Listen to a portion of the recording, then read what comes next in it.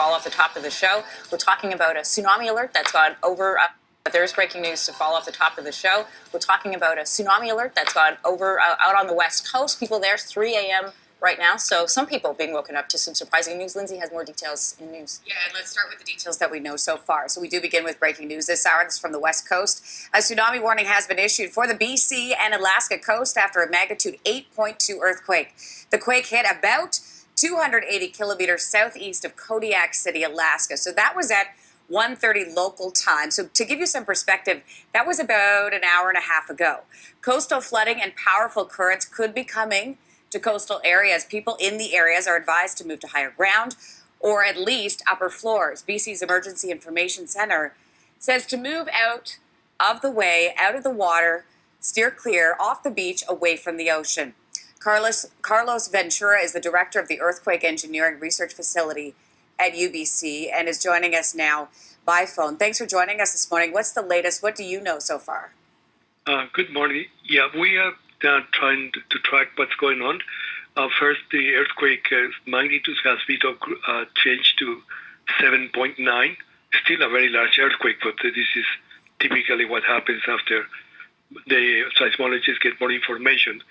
We also know that the tsunami warning has been issued for all the communities along the west coast of British Columbia and Washington and Alaska. Hawaii is also on watch, and they are tracking the waves and see if they need to issue a warning as well for that region of the world as well. So at the moment, we don't know exactly what type of waves and where is the focus of the tsunami. So just for precaution, all the communities along the west coast of Vancouver Island have been put in alert. I've been talking to the people in Tofino, and they are already evacuating to higher grounds and expecting instructions from the people in charge of responding to emergencies there. So at this point, you're saying we don't know necessarily if a tsunami is heading in that direction, how high the waves or the water could be. When will we know that? What's our timeline here? Well, the organizations that track the tsunamis, they are tracking the sensors that they have in the ocean, and eventually they will start providing more information about what type of waves they are seeing in the open ocean, and that is a good indicator of what type of waves will be happening once they hit the coast.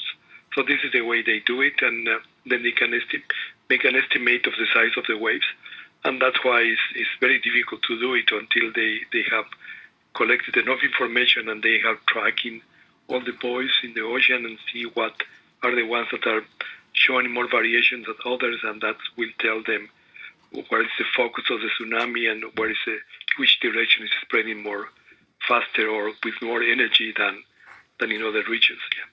Carlos, we're showing our viewers right now a map with those warnings on it. So there's a big stretch, obviously, where the red is and then yellow down into the states, into California. If I'm waking up right now and I'm looking at this map, I'm trying to figure out what that really means. Like if I'm in the red area, what should I be doing?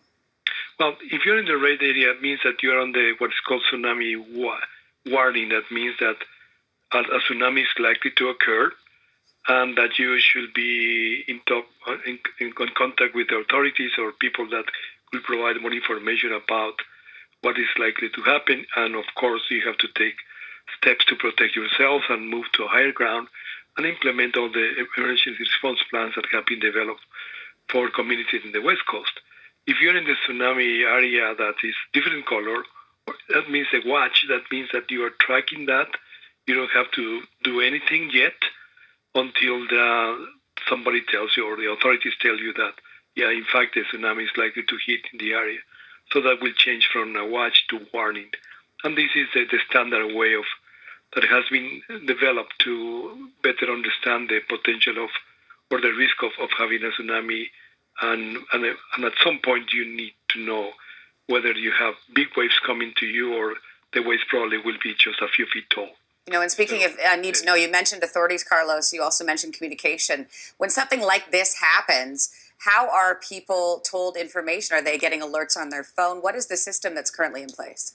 Well, there is no unique system. Everybody communicates. Like I was working here at home late, and then I get the notification that the earthquake happens, and then knowing that the earthquake happened in the middle of the ocean, then you start warning about the tsunami, and then you start looking into that, and people use Twitter, and the text messages start circulating among people. And I was surprised that people in Tofino, they called me and they asked me what's going on. I told them what was happening, but at that time they were also people that in charge of the emergency response were already activated and telling people to start moving up to higher ground. So this is most likely that is happening in other communities that have developed response plans to be prepared for cases like this.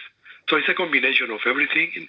Along the west coast of Vancouver Island, there are tsunami sirens as well, but those sirens will go off once a tsunami is confirmed, and then you have a warning for that. But in this case, you have more time, hours or tens of minutes, and then preparations can be done with time, and people usually communicate with each other through text messages and phone, etc.